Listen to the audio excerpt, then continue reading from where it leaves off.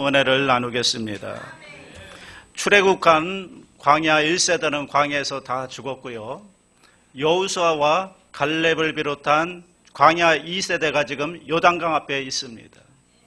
이 요단강만 건너가면 이제 젖과 꿀이 흐르는 가나안 땅에 들어가게 되는데요. 그 첫 번째 관문이 여리고 성입니다. 자, 1절을 볼까요? 다 같이 합니다. 이스라엘 자손들로 말미암아 여리고는 굳게 닫혔고 출입하는 자가 없더라. 여리고라고 하는 도시, 그 당시에 고고학적인 문헌들을 살펴보면 이렇습니다. 성벽의 높이가 7.5m, 두께가 6m 정도 된다고 합니다. 성벽의 두께가 6m인데 거기에는 또 외벽과 내벽으로 이루어져서 이중벽으로 되어 있다는 거죠. 그리고 그 경사도 굉장히 가파라가지고 외적이 절대로 쳐들어올 수 없는, 그리고 거기에는 굉장히 단단한 화강암으로 만들어져서 웬만한 공격에는 끄떡도 하지 않는, 요즘으로 말하면 최첨단 방어시설입니다. 어떤 적들도 들어올 수 없는 아주 최첨단 방어시설로 만들어진 성이 여리고 성입니다. 이런 어떤 크고 단단했을 뿐만 아니라 사실은 이 여리고성은 이스라엘 전체에 있어서 굉장히 중요한 요지입니다. 동과 서의 중심에 있고 남과 북의 중심에 있어서 거기만 차지하면은 정말 사방으로 원활하게 이루어질 수 있는 아주 중요한 위치에 있습니다. 어쨌든 가나안을 정복하려면, 가나안 땅에 들어가려면 제일 첫 번째 정복해야 되는 성이 어딘가 하면 여리고성입니다. 이 성을 무너뜨려야, 여기를 점령해야 이제 점차적으로 가나안 땅을 차지할 수가 있게 되는 겁니다. 그런데 문제는 뭐냐면 꼭 점령을 해야 되는데 여리고가 굳게 닫혀 있었다라는 거죠. 오늘 성경에 보니까 여리고는 굳게 닫혔고 출입하는 자가 없었다. 마치 거대한 암벽처럼 딱 문을 닫고 이스라엘 백성들이 앞길을 가로막고 있는 겁니다. 어떻게 열 수 있을까요? 이 단단하게 굳게 닫혀진 이 여리고 문을 어떻게 그들은 열 수가 있을까? 오늘 세 가지로 정리해서 여러분과 함께 은혜를 나누겠습니다. 따라합니다. 첫째입니다. 하나님의 약속을 붙들어라. 하나님의 약속을 붙들어라. 이 모든 일들이요, 하나님의 약속의 말씀으로부터 시작되었다는 것을 기억해야 됩니다. 2절을 다 같이 합니다. 야훼께서 여호수아에게 이르시되 보라, 내가 여리고와 그 왕과 용사들을 내 손에 넘겨주었으니. 그러니까 하나님은 이미 여리고성을 여호수아의 손에 이미 넘겨주었다, 이렇게 성경은 기록하고 있습니다. 이걸 원문으로 해석해 보면 내가 너에게 주었다, 영어로 얘기하면 I gave you, 과거형입니다. 이미 주었다. 그러니까 네가 지금 가서 싸우면 내가 너에게 주겠다가 아니라 내가 이미 너에게 그 여리고를 주었다, 이미 주었다는 겁니다. 중요한 말은 내가입니다. 내가라는 말은 누구죠? 하나님이죠. 그러니까 하나님께서 자신을 가리키면서 맹세하면서까지 약속해 주시는 게 뭔가 하면 이 여리고를 내가 너에게 주었다라는 거죠. 언제 주었죠? 물론 여러분 여호수아에게도 주었지만 사실은 이미 하나님께서 옛날에 이미 주셨어요. 아브라함에게 제일 먼저 주셨거든요. 내가 이 땅을 너와 네 자손을 주겠다. 하란으로 떠나는 야곱에게 베델에서 하나님께서 이야기하시기를 내가 너 누운 땅을 너와 네 자손에게 주겠다라고 말씀하셨고요. 또 이집트에서 모세에게 내가 너에게 젖과 꿀이 흐르는 가나안 땅을 내가 너에게 주었다. 또 여호수아에게 네가 발로 밟는 모든 땅을 내가 너에게 주었다. 전부 다 과거형입니다. 이미 하나님께서 주셨다라는 겁니다. 그러면 그 주신 땅은 땅에는 여리고도 포함되어 있는 거예요. 왜냐하면 가나안 땅 안에 첫 번째 관문이 여리고인데 가나안 땅을 주셨다는 것은 여리고도 이미 주셨다라는 겁니다. 여러분, 여리고만 안 된다고요? 다 주었지만 여리고는 워낙 강하니까, 강력한 군대가 있고 견고한 성읍이 있으니까 그곳은 안 될 것 같다고요? 아닙니다. 성경은 그렇게 얘기하지 않습니다. 하나님의 약속은 언제나 변함이 없습니다. 하나님의 약속은 예외가 없는 겁니다. 그래서 우리 신앙의 원리는 항상 무엇인가 하면 하나님이 우리에게 주신 이 약속을 붙드는 겁니다. 이 약속의 말씀을 붙잡는 겁니다. 하나님의 약속의 말씀을 붙들고 순종하여 나아가면 그 땅을 우리가 차지할 수가 있는 겁니다. 그래서 하나님의 약속이 우리의 믿음보다 훨씬 큰 거예요. 하나님의 은혜가 우리가 노력하는 것보다 훨씬 커요. 하나님의 응답이 우리가 기도하는 것보다 훨씬 큽니다. 하나님이 주실 수 있는 것이 우리가 스스로 노력하여서 얻는 것보다 훨씬 큰 겁니다. 이것이 우리가 기억해야 될 첫 번째 원리입니다. 무슨 원리입니까? 은혜의 원리인 거예요. 은혜의 원리. 여러분, 여리고는 이미 수고하기 이전에 이미 우리에게 주셨다니까요. 이미 우리에게 주어진 하나님의 선물입니다. 이것을 깨닫는 겁니다. 그래서 약속대로 열려지게 되어 있습니다. 그러니까 우리는 이 일이 하나님의 뜻인지, 이것이 하나님의 약속으로 말미암아 주어진 것인지 이것에 대한 분명한 믿음이 필요하고요. 그리고 그것에 대한 확신하는 믿음이 우리에게 필요한 겁니다. 이 하나님의 은혜를 믿는 겁니다. 내 힘으로 하는 게 아니라 하나님의 은혜로 이미 우리에게 주어진 것들을 믿음으로 순종으로 붙잡는 겁니다. 이것이 바로 은혜입니다. 여러분, 사실 우리가 은혜의 원리 가운데 살 수 있다면 얼마나 좋을까요? 이 은혜의 원리. 우리는 너무 신앙생활할 때 율법적으로 신앙생활할 때가 많죠. 여러분, 율법적인 교회는 절대로 여러분 은혜로운 교회가 아닙니다. 율법과 은혜는 공존할 수가 없습니다. 좀 우리 교회가 은혜가 있었으면 좋겠습니다. 여러분, 어떤 교회가 좋은 교회인가? 그러면 실수하는 사람이 마음 놓고 실수해도 괜찮은 교회, 그 교회가 좋은 교회예요. 실수한다고 정죄하고 비판하고 그런 교회가 좋은 교회가 아니라 실수해도 용납하고 이해하고 덮어줄 수 있는 은혜가 충만한 교회, 그런 교회가 좋은 교회입니다. 목회자도 어떤 목회자가 좋을까요? 조금 실수해도 품어줄 수 있는 목회자, 조금 잘못해도 용서해 줄 수 있는 목회자, 이런 목회자가 좋은 목회자이고, 또 반대로 성도님들도 마찬가지죠. 어떤 다른 성도들이나 아니면 목회자들의 좀 부족한 모습, 실수가 있는 모습이 보일 때 그것을 품어주고 그것을 이해하고 덮어줄 수 있는 그런 교회가 정말 좋은 교회인 줄로 믿습니다. 우리는요, 자꾸만 어느 때부터인가 뭐에 대해서 지적하려고 해요. 뭘 자꾸만 끄집어내려고 해요. 여러분, 이것은요, 제가 분명히 말씀해 드리는데 이것은 바리새인의 영성입니다. 성경에 보면 바리새인은요, 가만히 보면 맨날 엿봐요. 뭐 이 사람이 실수하나 잘못하나 엿봅니다. 남의 실수를 엿보는 거죠. 누가복음 6장 7절 보세요. 다 같이 합니다. 서기관과 바리새인들이 예수를 고발할 증거를 찾으려 하며 안식일에 병을 고치시는가 엿보니. 엿보는 거예요. 뭐 하려고요? 실수하는가, 뭐 잘못하는 것이 있지 않은가 엿보는 겁니다. 엿보다가 뭘 잘못하면 그걸 찾아내요. 그리고 그것이 마치 신앙이 좋은 것처럼 찾아내서 정죄하는 겁니다.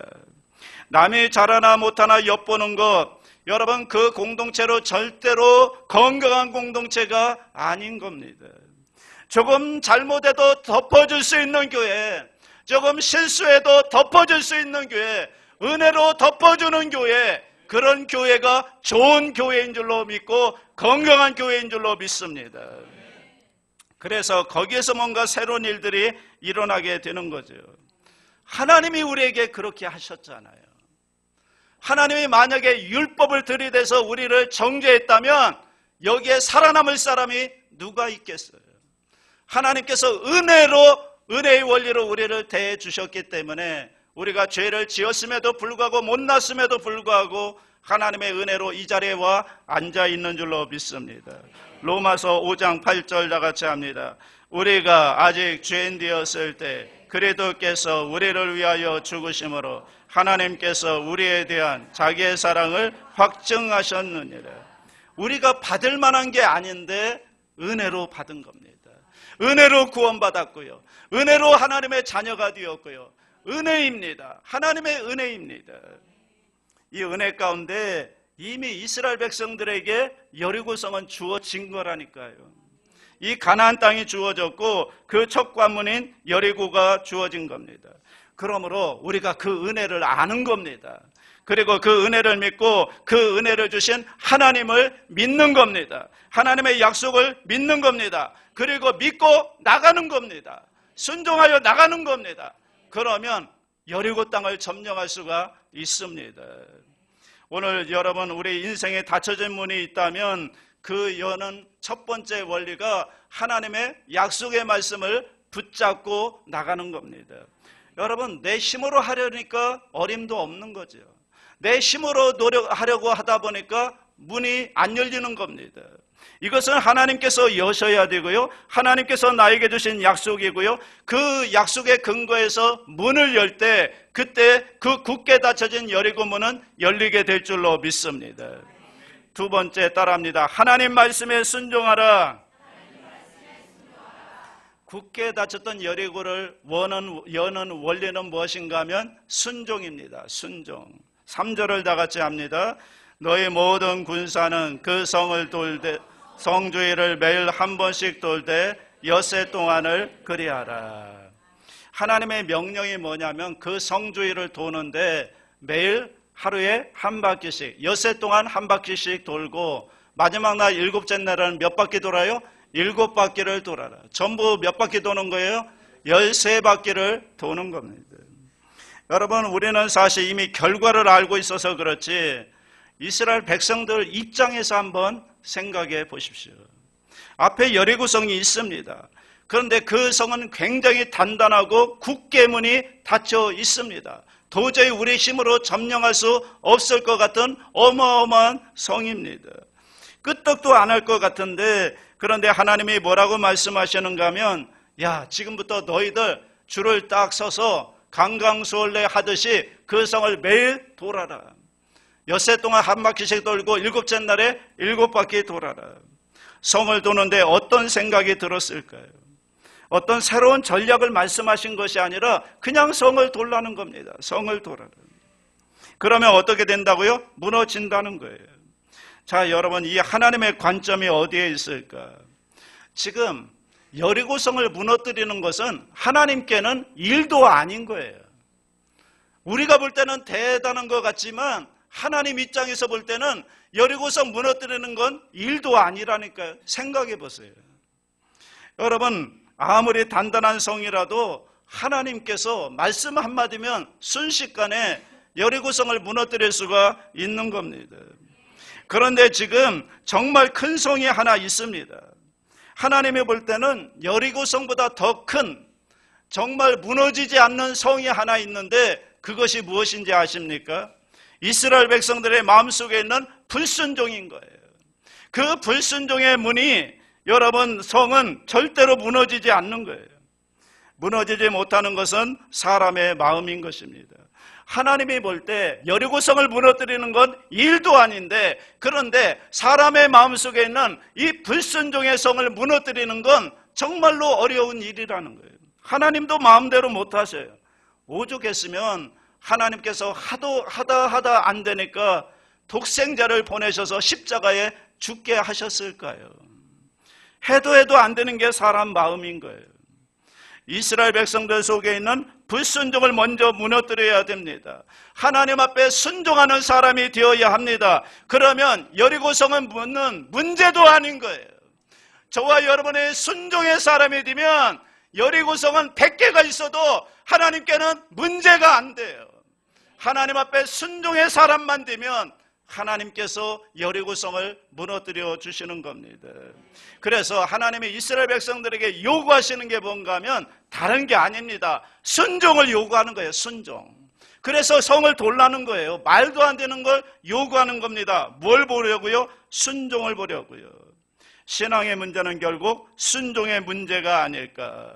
하나님은 무엇을 통해 일을 하시는가? 간단합니다. 사람을 통해 일하십니다. 그런데 어떤 사람을 통해 일하시는가? 그러면 순종의 사람을 통해 하나님은 일을 하십니다. 성경에 나타났던 모든 역사들 보십시오. 거기에는 언제나 뭐가 있었는가 하면 순종하는 사람이 있어요. 오병이어도 보십시오. 너희에게 무엇이 있느냐? 그랬더니 아이가 보리떡 5개 물고기 2마리를 예수님께 가져다 주었더니 그걸 통해서 오병이어의 기적을 일으키잖아요. 가나의 혼인잔치에 포도주가 떨어졌네요. 그러니까 어떻게 합니까? 하인들에게 명령해서 물을 갖다 부어라. 순종했더니 그 하인들을 통해서 역사가 나타나잖아요. 베드로도 밤새도록 고기를 잡았는데 한 마리도 못 잡았어요. 그러니까 예수님께서 깊은 데로 가서 그물을 던져라. 이것은 여리고성을 돌라는 얘기와 똑같은 거예요. 그런데 베드로가 순종했더니 거기서 역사가 일어나잖아요. 그러니까 하나님께서 왜 그 명령을 하시는가? 하나님이 말씀하시는 것은 순종의 문제라는 거예요. 방법의 문제가 아니라 순종의 문제라는 겁니다. 네가 얼마나 순종하고 있느냐. 하나님의 역사에는 언제나 순종하는 사람이 있습니다. 베드로가 순종해서 고기를 많이 잡게 된 겁니다. 믿음은 순종의 문제입니다. 오늘 왜 우리 가운데 있는 문들이 왜 열려지지 않고 있는가? 그러면 내가 하나님의 말씀을 알면서도 그 말씀대로 순종하지 않기 때문에 여러분 문들이 열려지지가 않는 겁니다. 순종하고 나가면 우리 가운데 하나님이 이루어 주시는 역사와 은혜들이 분명히 나타날 텐데 하나님 말씀을 알면서도 우리가 순종하지 않기 때문에 그러한 은혜의 역사들이 나타나지 않는 겁니다. 기적은요 언제나 순종할 때 일어납니다. 히브리서 11장에 보면 이스라엘 백성들이 이 일을 믿음으로 순종했다는 겁니다.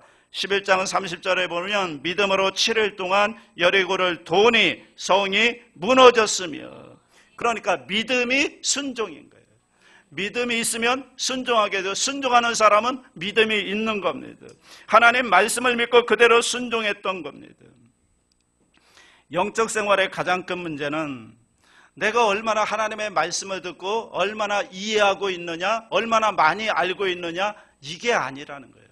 알고 있는 하나님의 말씀은 내가 얼마나 순종해서 실천하고 있느냐, 얼마나 순종하느냐, 이 문제인 겁니다. 여러분들은 하나님의 말씀을 얼마나 삶 속에 순종하고 있습니까? 한번 여러분의 안 알고 있는 말씀들을 한번 순종해 보세요. 그러면 여러분의 닫혀져 있던 문들이 열려지는 은혜가, 기적들이 나타나게 될 줄로 믿습니다. 마지막 세 번째, 우리가 말한 대로 열린다는 겁니다. 여리고문을 여는 마지막 원리는 말에 있습니다. 이 말, 여리고성을 도는 백성들에게 하나님이 지시한 게 뭐냐면 10절을 다 같이 보십시오. 10절 시작. 여호수아가 백성에게 명령하여 이르되 너희는 외치지 말며 너희 음성을 들리게 하지 말며 너희 앞에서 아무 말도 내지 말라. 그리하다가 내가 너희에게 명령하여 외치라 하는 날에 외칠지니라. 여러분, 두 가지가 다 나오죠. 첫 번째는 뭐예요? 침묵하라. 그리고 두 번째는 그 다음에 소리 질러라. 두 가지가 다 나옵니다. 마지막 소리 지를 때 야훼의 영광을 위하여 소리 지를 때 여리고성이 무너졌습니다. 우리 언어가 굉장히 중요하다는 거예요. 문을 여는데 우리의 말의 힘이 있는 겁니다. 먼저 백성들은 침묵하라고 그럽니다. 왜 침묵하라고 했을까요?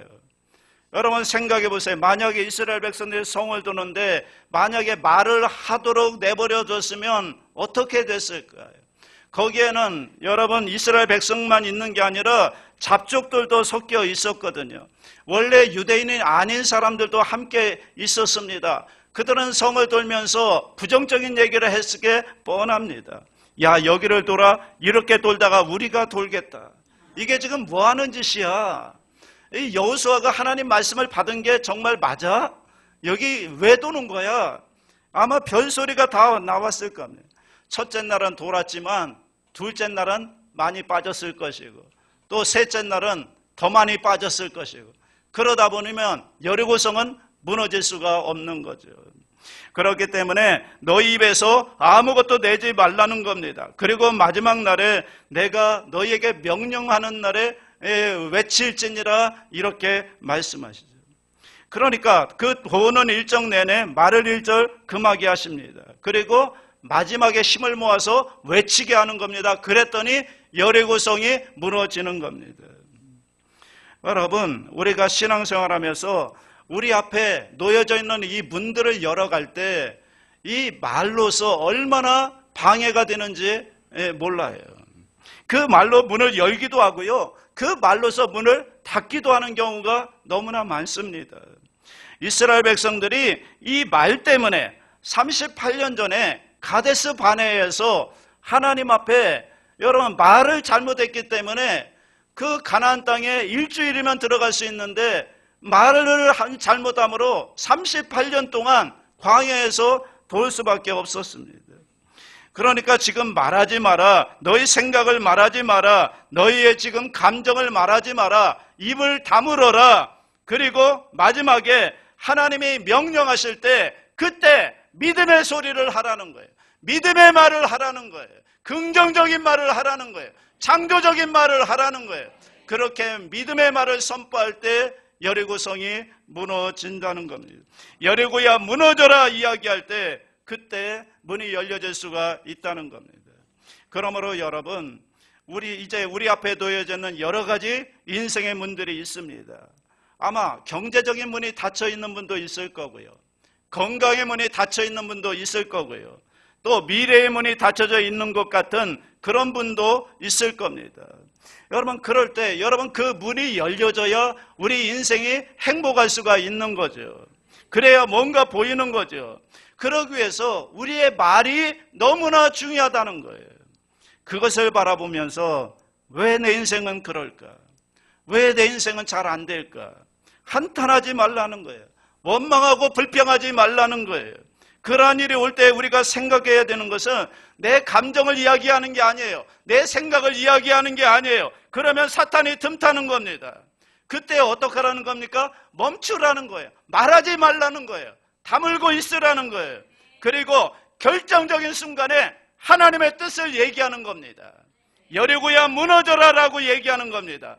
절대 긍정의 말을 하는 겁니다. 절대 믿음의 말을 하는 겁니다. 그런 믿음으로 선포하며 나갈 때 그때 문이 열려지는 역사가 일어나게 되는 겁니다. 그래서 여러분 아침에 일어나면 선포하시기 바랍니다. 여리고야 무너져라. 우리의 앞길을 가로막고 있는 여리고 성과 같은 문제들은 열려질지어다. 하나님의 뜻을 선포하고 하나님의 믿음의 말을 선포하고 절대 긍정의 말을 선포하며 나갈 때 우리에게 굳게 닫혀있던 여리고 성과 같은 문들이 열려지게 될 줄로 믿습니다. 여러분, 이 문들이 열려져야 우리 인생이 행복하거든요. 이 문들이 열려져야 우리의 미래가 보이거든요. 저와 여러분에게 이 문들이 열려질 수 있는 은혜가 있기를 주님의 이름으로 축복합니다. 사랑이 무한하신 하나님 아버지, 우리 앞을 가로막고 있는 여리고 성과 같은 단단한 문들을 여는 비결을 말씀해 주시니 감사합니다. 하나님의 약속의 말씀을 붙들고 순종하며 나가게 하여 주시고 또 믿음의 말을 선포하며 나갈 때 굳게 닫혀 있었던 여리고 문이 열려지는 은혜를 베풀어 주시옵소서. 감사드리며 예수님의 이름으로 기도하옵나이다.